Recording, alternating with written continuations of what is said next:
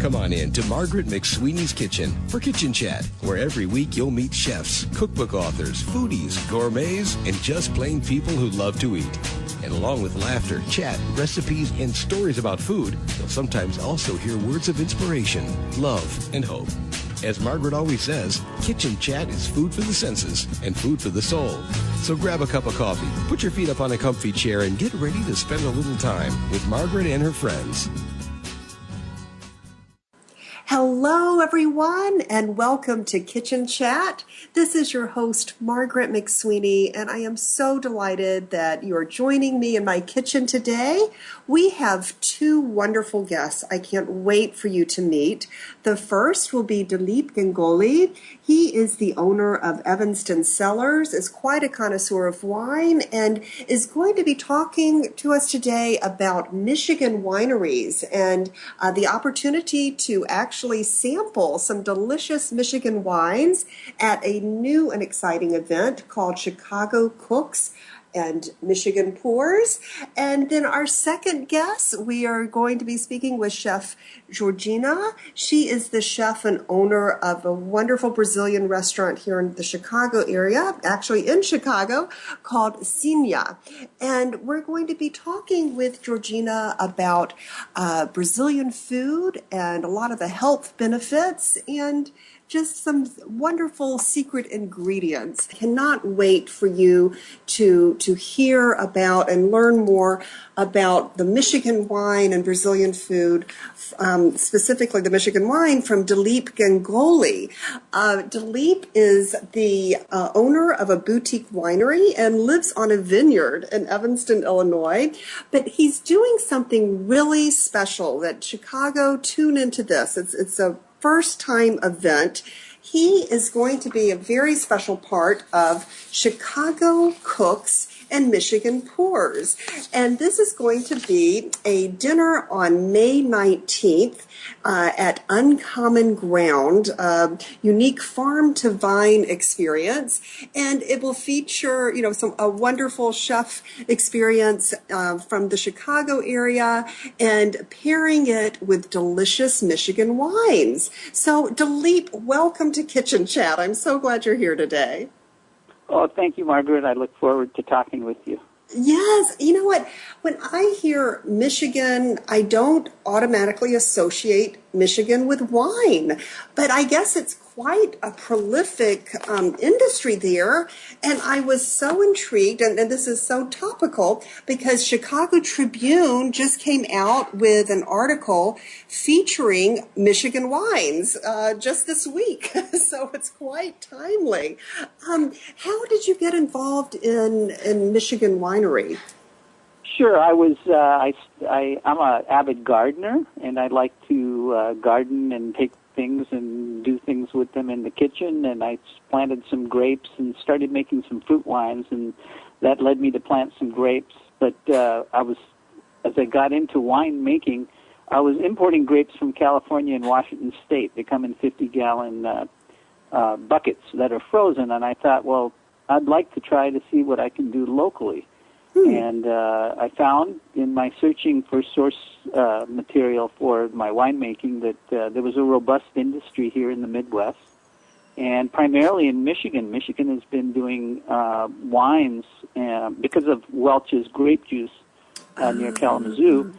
They've been doing wines for probably the longest period in the Midwest of any of the states. So the industry in Michigan is very robust and advanced, especially because of Michigan State University. They have a very good viticulture program and an enology, the study of winemaking program as well.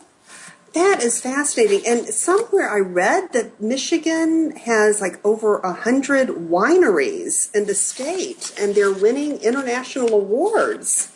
That's correct. And the article that you're referring to in the Tribune was yesterday by Bill St. John, and I wrote Bill a nice note thanking him for the wonderful timing of his article. And Yes, hopefully he'll be at this dinner we'll talk about in just a minute. But I love how Bill St. John just opens up the whole article he's writing, where he says, folks often tell me at this time of year that they're taking a trip to Napa Valley to really learn about wine.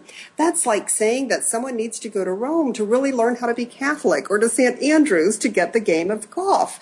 And he's saying basically that, you know what, choose a nearby winery. And he has of late been going to Michigan to check out the wineries. And it's so exciting that, you know what, people don't even have to travel to Michigan because on May 19th, you're bringing the Michigan wineries here to Chicago at this really fun event called Chicago Cooks Michigan Pours. And people can order tickets on Chicago Cooks, MichiganPours.com.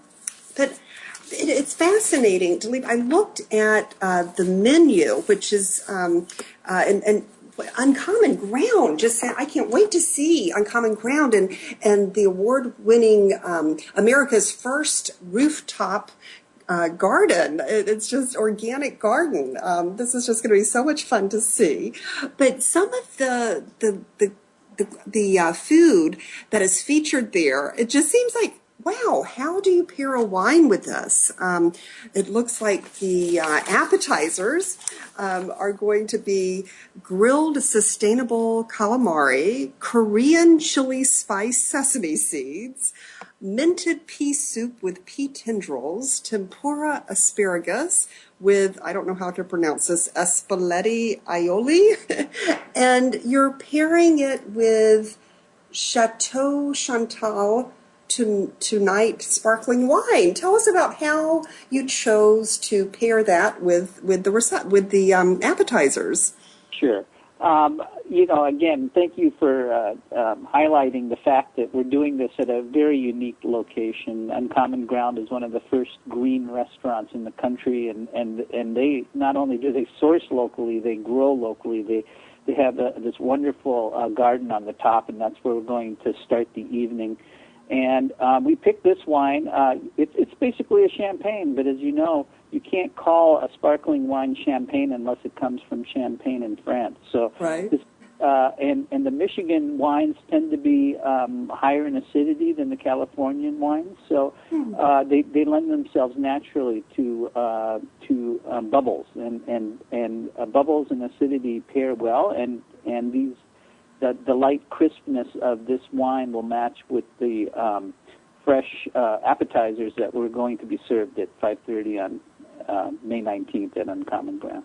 Yes, this sounds delicious. And I think Korean chili spice paired with a sparkling Michigan wine. I can't wait to try that. That's going to be delightful.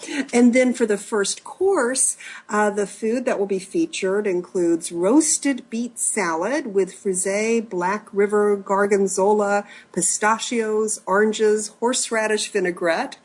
And that's going to be paired with Finn Valley Vineyards, Lake Michigan. Can you tell us a little bit about that selection?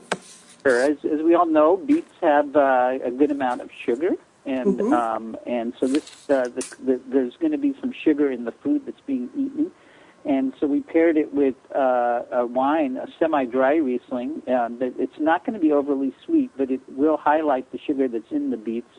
And that's made by Finn Valley Vineyards. It's one of the vineyards and wineries that's south and west in the state of Michigan. So the Chateau Chantal that we had in the first with the appetizers comes from the Leelanau, Traverse City area, Old Mission area. That's way up north, but we're working our way down the state, and that's where Finn Valley is, near Fennville, Michigan.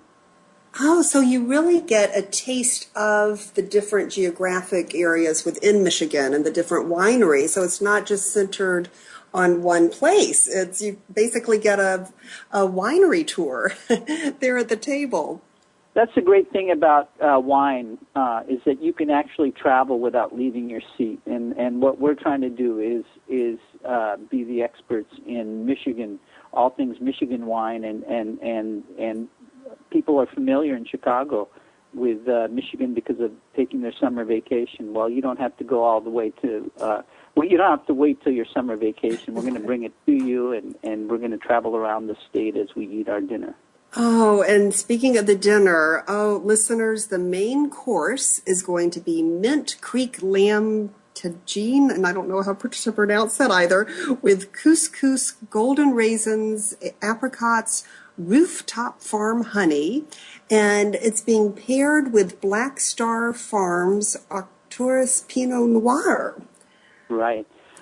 Black Star Farms is one of the older wineries and most established. They actually do a lot of ecotourism, meaning they have a bed and breakfast right on the site in acres of vineyards there that tourists can actually walk through and see the process of wine on the vine itself, the grapes on the vine.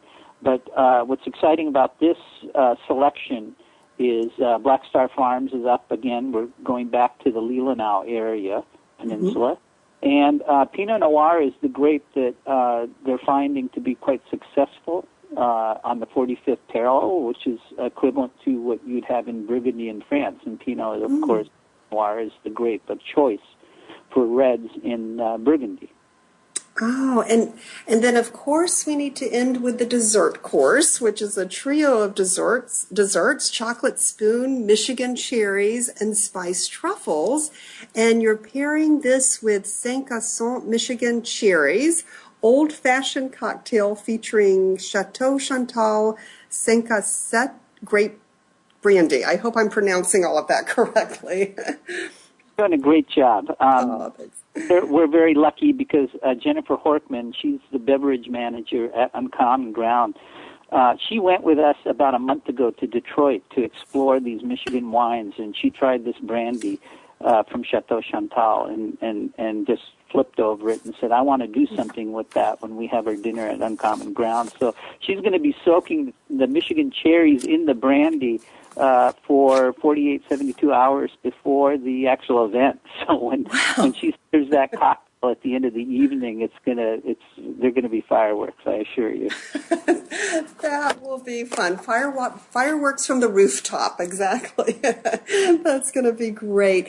And, I was reading your website, and it's fascinating. Listeners, I'll also provide a link to evanstonscellars.com.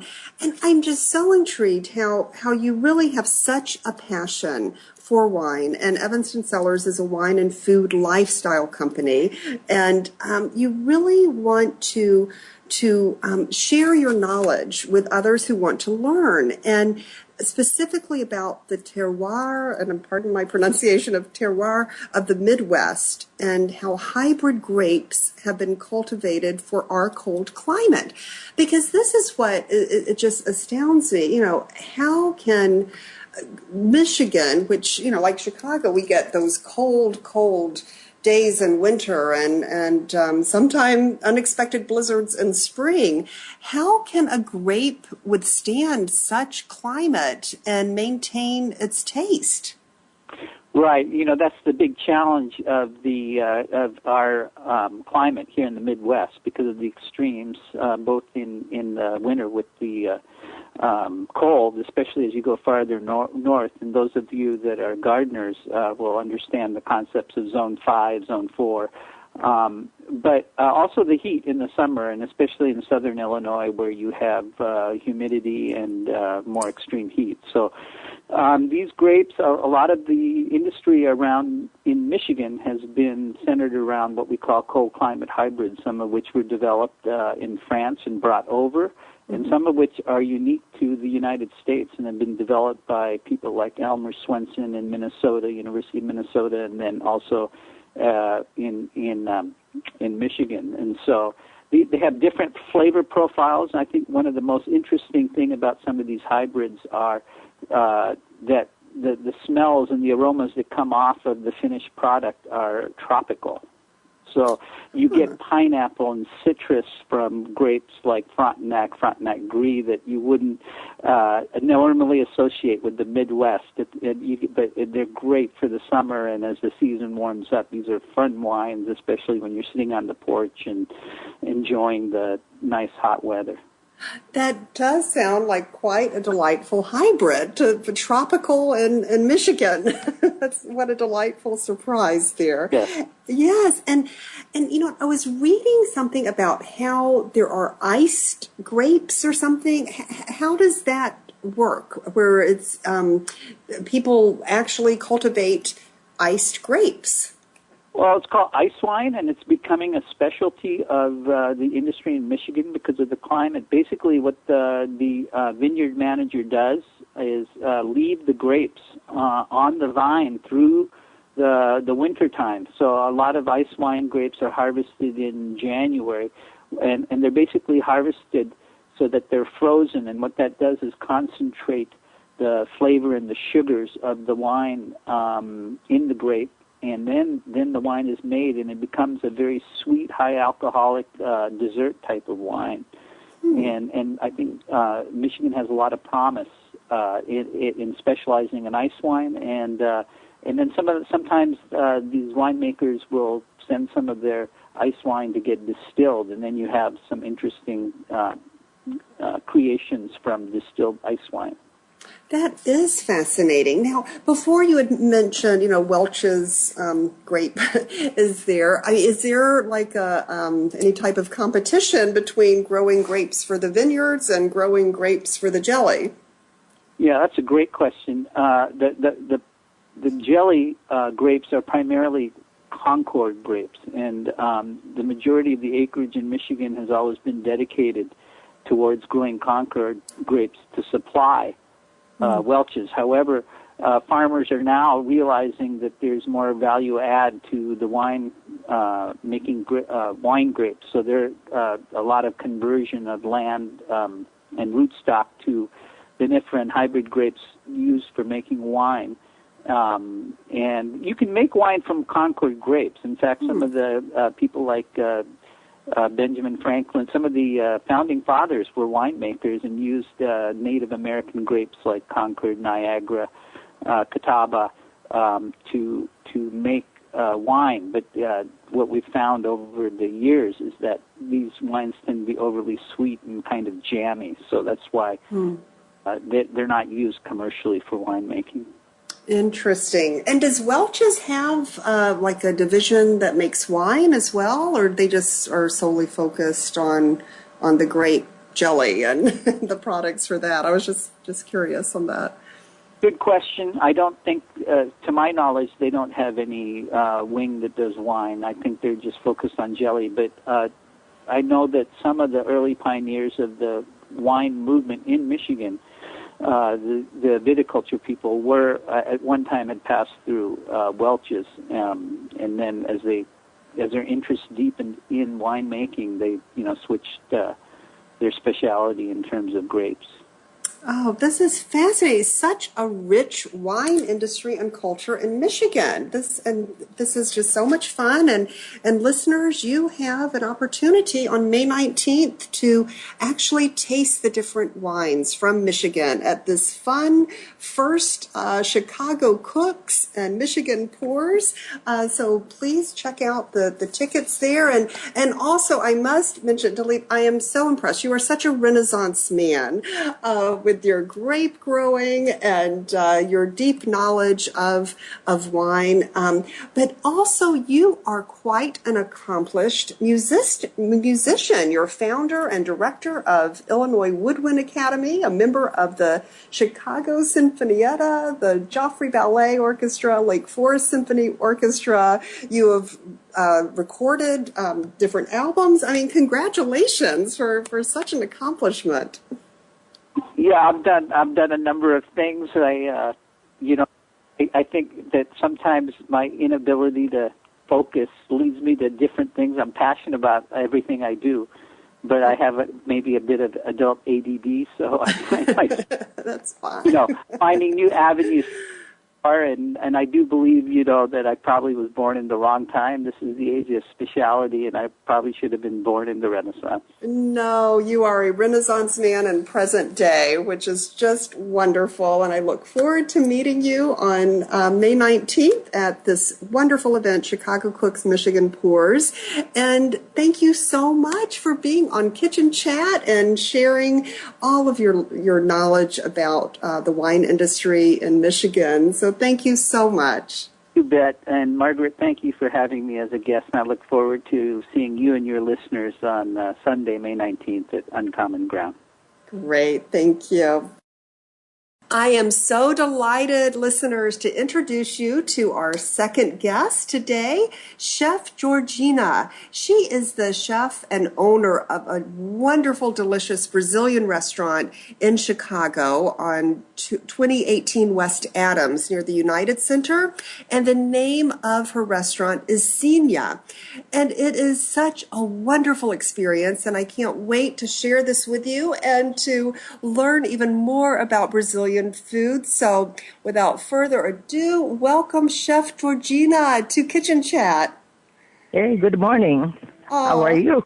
I am doing fine. Tudo bem. And listeners, you may or may not know, I lived for about 6 months or 7 months in Rio de Janeiro many, many decades ago. So it's so much fun to reconnect with a wonderful Brazilian and practice my Portuguese a little bit. And I actually sampled the wonderful, wonderful Brazilian buffet at Sinha that Chef Georgina prepared, and it is deliciosa, muito deliciosa, very tasty, Chef. Thank you. Oh, and some of the ingredients that you featured and the combinations. I mean, the dessert, which I enjoyed on your beautiful garden, and actually the restaurant is part of your home, a gorgeous home, and you live there, and on the bottom is the restaurant area, and you have a beautiful garden terrace where the diners can enjoy the nice summer weather in Chicago. And I so much enjoyed your dessert with was it flan and what was the Red other? velvet. And red velvet. What a wonderful combination that was. Just so delicious. Which we don't do in Brazil. We Right. don't do red velvet. But in my cuisine, I try to make adaptations.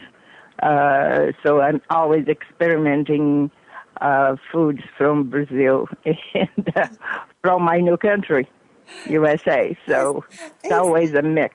Oh, and you know what? I didn't get a chance to ask you over brunch, or lunch rather. How long have you lived here in the United States? I came in 74. I was actually a social worker. I was going to do a master's in social services.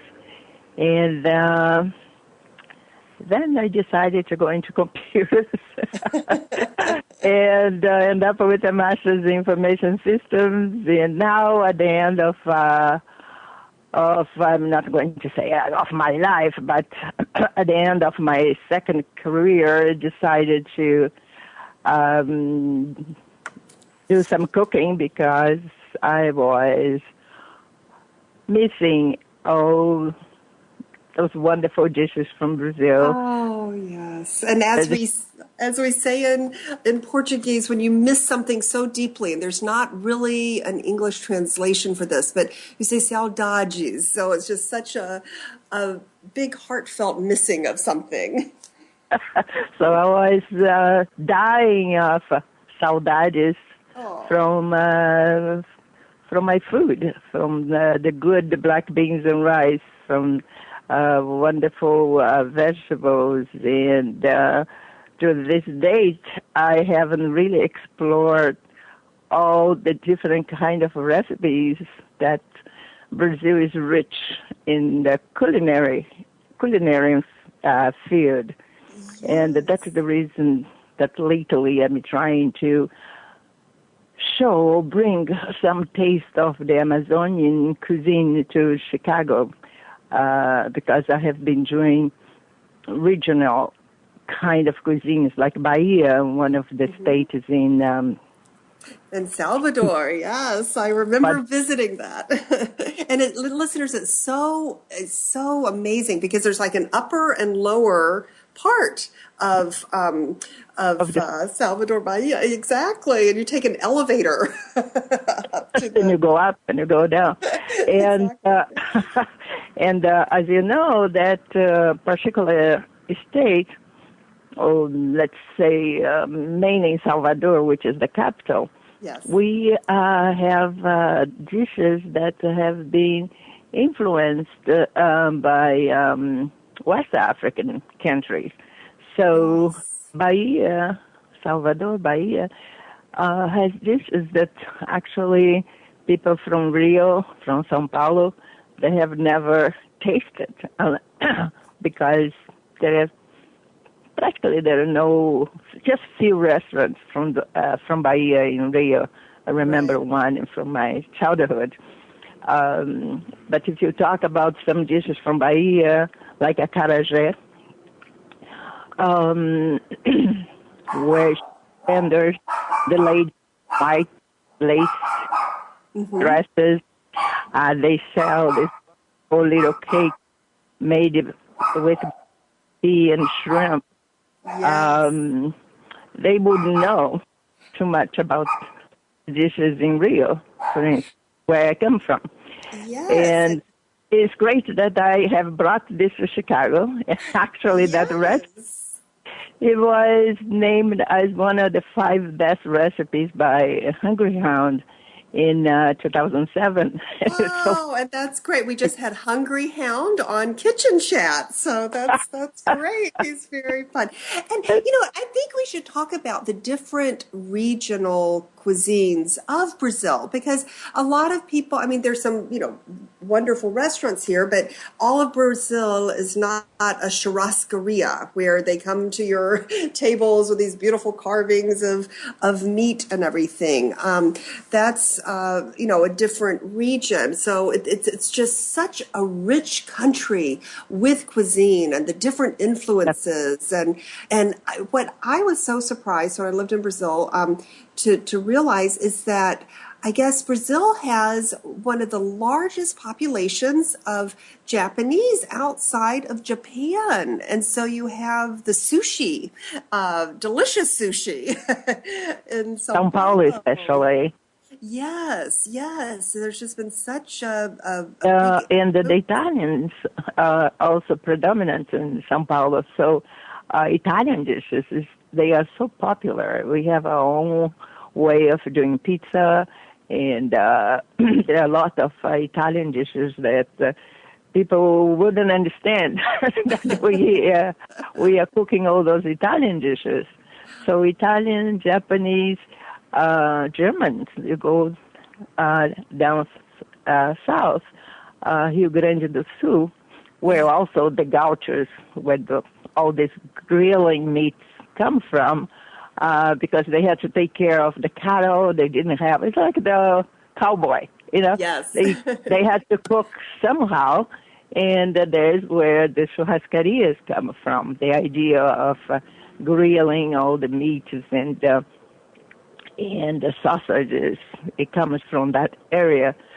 But there are a lot of Germans after the Second World War. The Germans went to Rio Grande do Sul, Santa Catarina, all that area down south, and the number of German dishes that we can have in that area. So Brazil is a fascinating Yes. and in terms of cuisine, it's just amazing. We have everything. I know it's basically a melting pot, both in and out of the kitchen. Just a real influence of different cultures and cuisines and delicious creations. One thing I so remember, this was decades ago. And it seems like Brazil sets so many trends in place, especially in food and fashion. But I'll never forget when I had my internship, each morning I would go to this corner fruit stand and get a bachita with where they would just blend fresh oranges and fresh fruit together. That seems like such a healthy part of the culture, where you just have fruit stands that blend. They were into juicing before it became really popular here in the United States.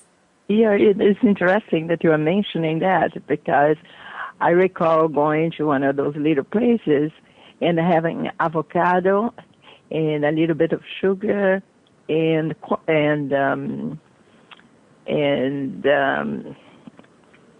oatmeal in a batida, and that was breakfast. And that was such a gorgeous and fulfilling breakfast that you didn't need to eat anything until perhaps by the afternoon, because, avocado is very rich. And then we have oatmeal. And that reminded me, I needed to show this recipe at the restaurant, because but I don't do breakfast only when I'm hired to do catering. Like yesterday, I had a bunch of teenagers from the Bulls school that is close by my house. Actually, it's on the other side of the street. So they came for breakfast to celebrate whatever they were celebrating. So busy, and it was the last minute. I was thinking, oh, can you do breakfast for too many people? Oh, okay, I'll do it. So I had some Brazilian breakfast items, and I should have done this batida.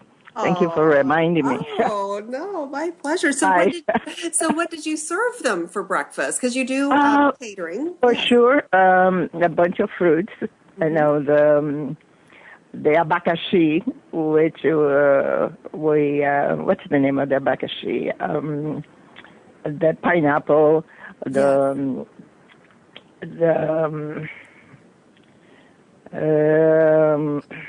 mango at all?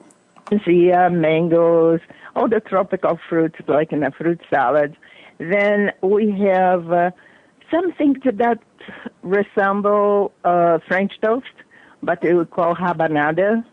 Usually we do this recipe at Christmas Eve. Everybody goes to church. Not everybody, but people that go to midnight mass, when they come back, they have a early breakfast dinner type, and this is one of the items, this pseudo French toast that we call rabanada. So we had that, and I come up with this little creation of an egg that resembles a muffin, a full egg in a muffin cup, and I crisscross with turkey bacon, because some people don't eat pork. Right. And when you do catering, you have to be very careful with the products that you're using. So to be on the safe side, if you do turkey sausage, you are safe. Oh, yes. But if you say, I don't eat that, So better to go with the turkey than with the pork. I had hibiscus tea, which is not really Brazilian, even though we have hibiscus flower in Brazil, but we haven't got to the idea of making the tea out of the hibiscus. But the Mexicans and many other cultures, especially people from the Caribbean, they use the hibiscus to make this wonderful tea. I mix mine with a little bit of lime juice and ginger. I put, while the water is boiling, I put some ginger root in it, so it gives that interesting taste to the tea. So they love it, because many of them, it's very interesting. Now, this is school that used to be mainly Afro-Americans, now it's full of Latinos. I don't know how it happened, but the neighborhood keeps on changing. Yes. So we it is blossoming of so many different ethnic groups. Yes. So they love it. It was like, oh my gosh. Jamaica tea. Oh my gosh, you have Jamaica tea. And this class or this group was from a Portuguese class because they elected to choose to learn Portuguese instead of other language. God knows why, because they already finished. So they have to speak in Portuguese. So I was explaining the different kind of things that I made and how I made it. And what else great. do I have? And there's I just started to whatever I have, whatever I find in the market that is fresh, and based on the budget for that special catering, I try to do the best I can to come up with healthier type of food. Exactly. And it is so delicious and tasty. And I'll try to post some of the pictures of the delicious food that you prepared during lunch. And there was the scallop. It was scallop with these delicious noodles and this beautiful mango that kind of had a little shape of a hedgehog. It reminded me the way it was sliced. It was just so beautiful presentation. And so even that, now that I think of it, I wonder if that was part of the Italian influence with the pasta. Well, here's the craziness. Mango, I have a little place in Brazil where I have all these mango trees. And visiting my family way back then, because I don't have time to travel too much anymore, we are doing the grilling meat, and all these mangoes on the ground. And I asked my sister, what are you going to do with this mango? You know how much one mango costs in the United States? You can easily pay $1. Yes. So why... what are you going to do with these mangoes? And they said, well, later on we're going to get them, gather them, and throw to the pigs. They love eating to the pigs. We are the pigs, those mangoes. And I diced the mangoes, and I made a salsa with the tomatoes, onions, and cilantro. And I poured that over the meat after once the meat was grilled. And they started eating, and I said, oh, my gosh, this is delicious. We should be doing that instead of throwing the mangoes to the pigs. There are tons of mango salsa in the market, but this was back in, I think in 94, and the idea of putting the mango salsa, the mango in the salsa, and now it's one of the popular salsas here at the restaurant. Sunday brunch, I always give a little mango salsa with homemade tortillas. So we don't have tortillas in Brazil, but right. this is homemade, and I slice the tortillas in different shapes so it doesn't look necessarily a Mexican type of a Mexican food. And the Mexican is wonderful food. I love going using the Mexican recipes and making adaptations with poblano peppers and this pepper. Yes, it's delicious. A little bit in the kitchen, there's really rules. It's Brazilian because, it's based on the recipes that are from Brazil, but then I'm always adding a little bit of this or that, or give a different presentation, like the mango, the way I cut the mango. Sure, some chefs have done that before me, but in order to offer some fresh fruit to the people that come for lunch, I thought, it would be so nice to have this mango upside down, and that makes the plate looks nice. Yes. The people have a little fresh fruit. Therefore, have fresh fruit with their meals.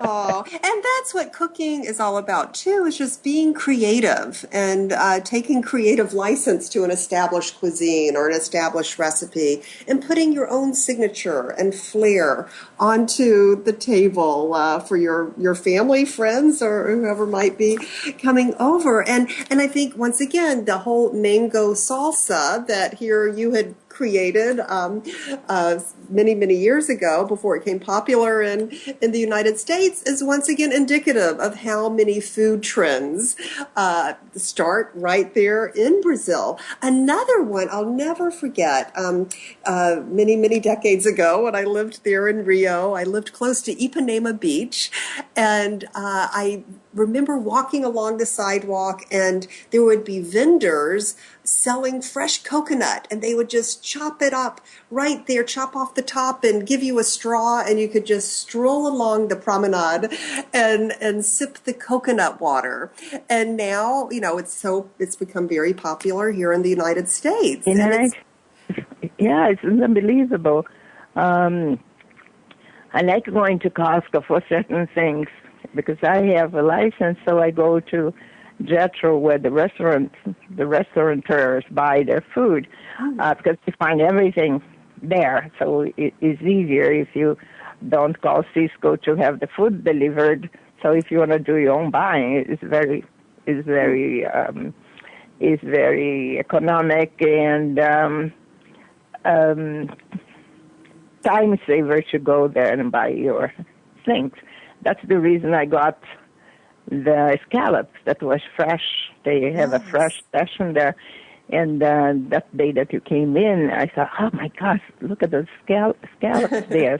Oh, nice. I have to buy at least 2 pounds and make the special of the day. But you go to Costco, and now they are selling the coconut water. Yes. And I think, oh, my gosh, look at this. I hope they come from Brazil, so it's helping the Brazilian economy. Exactly. But it's amazing how certain things suddenly become so popular and everybody wants to buy. It's the same with acai, which is one of the on the Amazons. Mm-hmm. And now they are not talking so much about acai, but my gosh, Whole Foods, everybody was into the acai, and actually has so many good properties. And I'm planning to do ice cream and a few other desserts with acai because I am into this trip to the Amazons. I'm going to explore the Amazons and recipes that they have, which is it's going to be kind of hard because it's hard to get the product.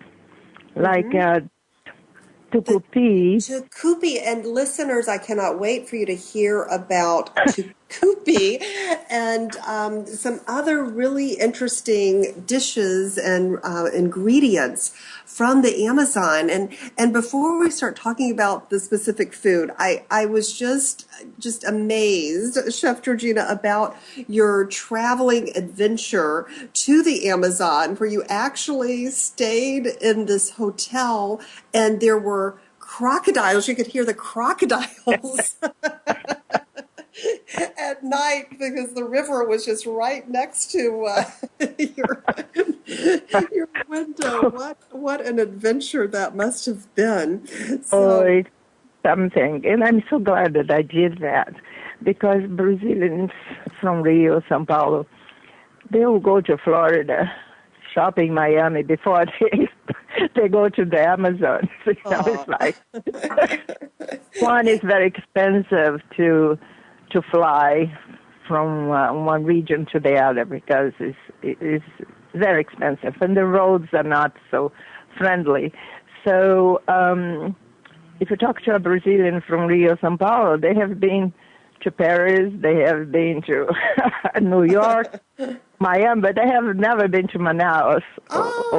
Well, And I'm so sorry because I actually visited Manaus and it was so amazing because while I was in Brazil, and I guess coming from the United States back then, you could get this student fare where you were able to travel to different places within a certain time.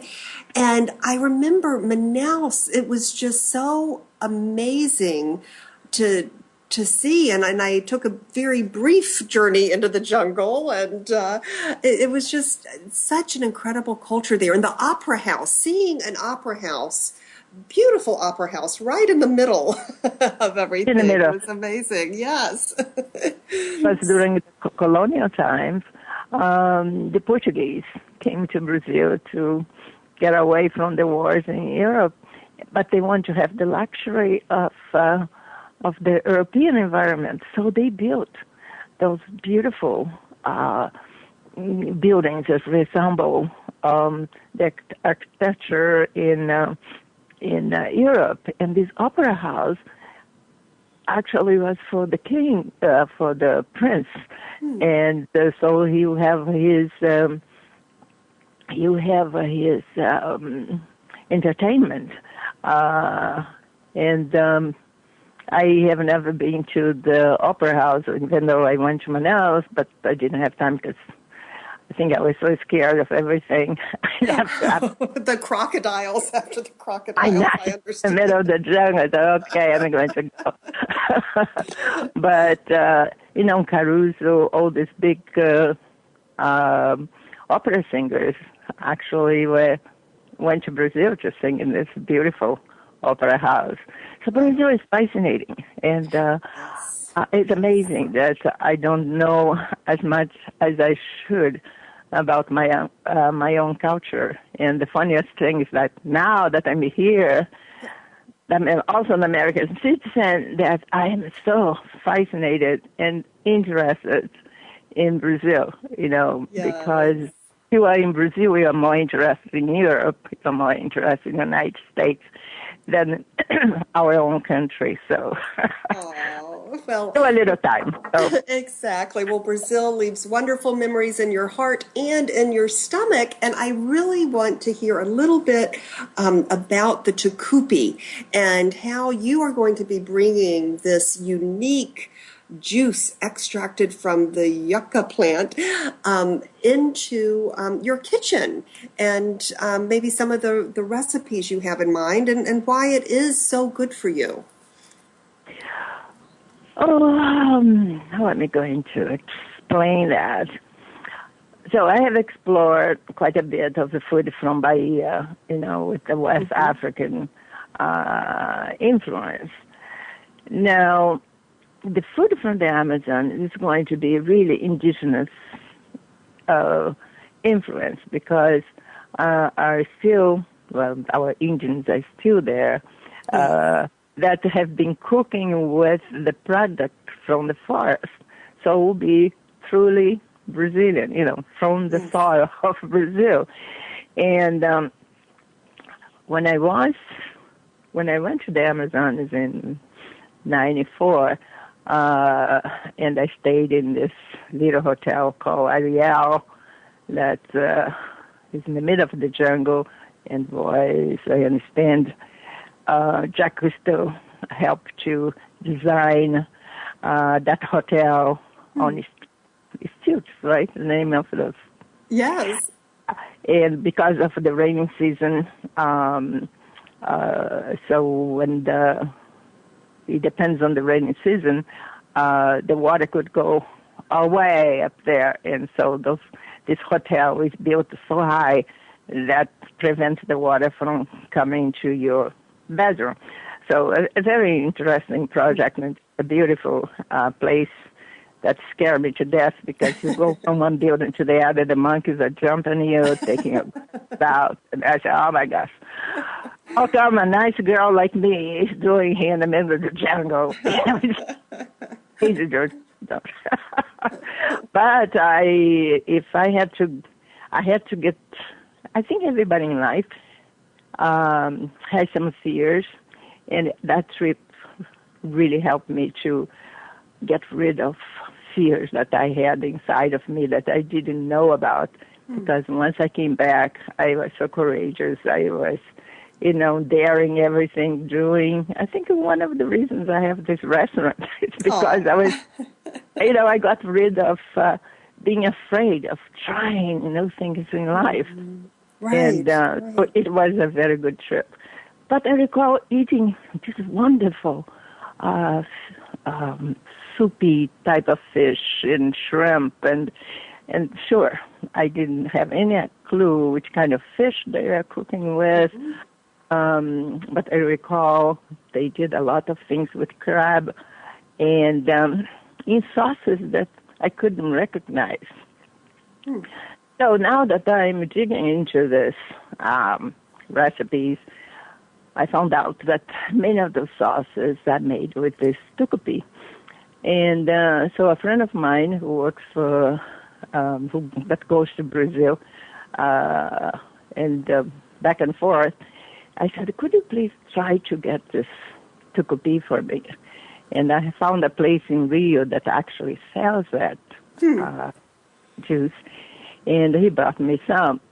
So now I have the product to try some of the recipes. I have to be very economic because Yes. I don't know when I'm going to get another bottle of this thing. So I'm going to try, a few little recipes and see if I can reproduce that same kind of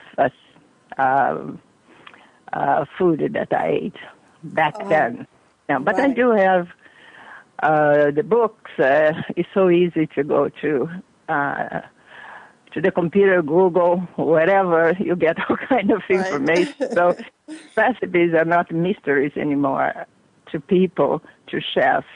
It's just knowing what to do and have the taste and some idea of how the thing should look like and taste like, and then you'll be able to make it.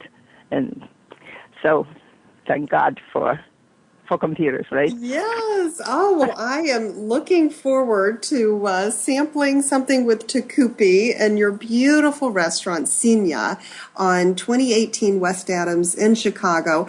And another wonderful thing about the restaurant, listeners, is that it's kind of family community seating. It's, they're not little individual tables. You can just end up sitting next to strangers who become friends during lunch. Well, it's all about community and camaraderie, because the idea is that even if you are by yourself, you don't feel intimidated by going to a restaurant, because you're going to sit with somebody, hopefully somebody that you can talk to, and the chef, Georgina in this case, will be friendly, will be talking to you, so you don't feel that you're alone or that somebody's not paying attention to you. I think that is my mission in life now, is to make people feel happy about what they are eating and eat something different that they have never thought about before. But now they say, oh, I do like this raw kale salad. I never thought about doing that, but isn't that wonderful? And then you mix with a little cranberries. Oh, I only eat cranberries for Thanksgiving, but now I can use this cranberry, for salads or some apricots, dry apricots that the Middle Eastern people use so much. And sure, we don't use that in Brazil, but it would be so nice to mix with something, that is. And so it's a mixing cultures, mixing people, and making people feel good and eating good. It's fresh things. Yes, and a delicious and a delightful experience at your restaurant, Sinya, with Chef Georgina. Oh, what a delight it has been to have you on Kitchen Chat. I hope you will come back another time and we can talk even more detail about tucupi and any other interesting ingredients you discover in the Amazon or on your Brazilian travels. But one one saying in Brazil, Chef Georgina, that has just inspired me and has kind of become a little mantra or saying in my life is aproveite, which I think encapsulates the courage of embracing the taste of life and just trying I don't know how you would explain in English, but I've tried to capture that same enthusiasm of aproveite in my little tagline of how I encourage the listeners after each show to sit down and remember to savor the day. Thank you for joining us today. If you're interested in Margaret's books, A Mother's Heart Knows, Pearl Girls Encountering Grit, Experiencing Grace, and Go Back and Be Happy, please just click on the covers on the webtalkradio.net page in front of you. Margaret would love to connect with you and hear from you, so join her on Twitter, Facebook, her blog, or click on this website to leave a note and share a recipe. Thank you again, and we'll see you here again for a new show next week.